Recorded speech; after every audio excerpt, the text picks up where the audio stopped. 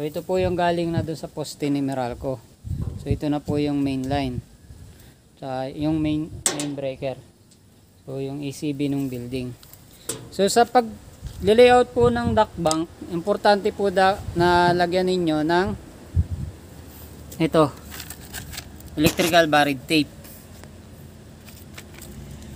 Ito po yung electrical buried tape kasi nadidetect yan ng mga metal detector o yung mga detector na gamit ng mga bago mag-expand ng halimbawa sa kalsada. So nagtitrace up muna sila kung ano ba yung mga nasa ilalim ng lupa. So kung meron kang buried tape, so matitrace yan, madidetect yan.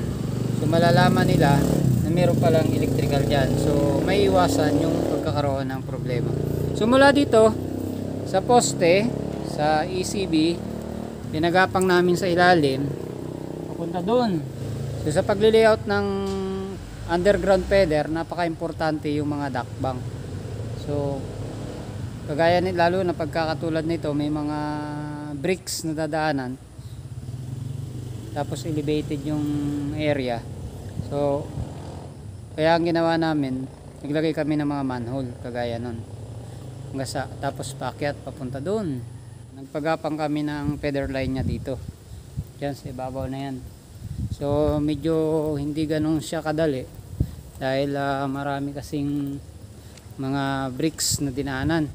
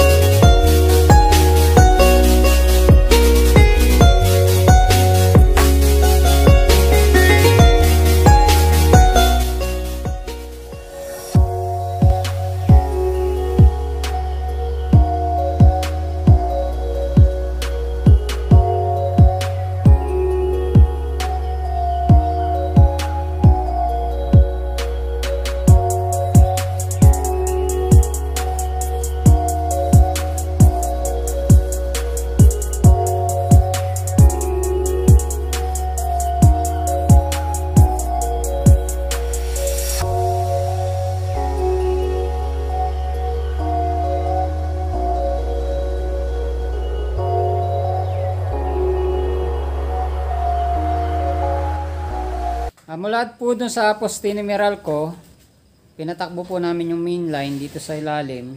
So sa duct bank, ito po may manhole, katulad dito may manhole po dito. Tapos pinapasok po namin dito sa main breaker. Ito po. Yan. So yung galing po sa ilalim, so pagka naggabang po kayo, yung mga electrician dyan, pag magabang po kayo ng ganitong klase ng MDP, main distribution panel, so dapat po galing ilalim. So kagaya po nito, dito siya nanggaling, then paakyat po sa ibabaw. Yan, pumasok po diyan. Tapos saka naman po siya na-distribute dito sa kanyang mga breaker. So ito po kasi, bawat isang palapag, meron kaming dalawang main breaker. Kasi meron kaming dalawang panel doon sa taas. Yan, meron siyang kanya-kanya. Para kung magka-problema ang isa, so hindi matadami lahat. So isa lang yung magti-trip. So importante po na kapag kayo ay mag-wiring sa ganitong panel, importante yung grounding natin. Kailangan yung grounding, diretso siya sa grounding terminal. Ganon din po yung mga papunta dun sa ibang panel sa taas, kailangan nakatap din po yung kanyang grounding. Pagdating naman po sa taas, meron din siyang grounding doon.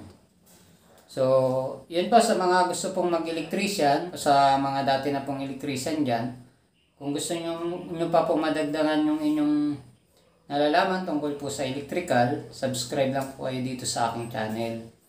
Kasi nagbibigay ako ng tips kung paano ba gawin yung mga electrical job, mga electrical installation. So,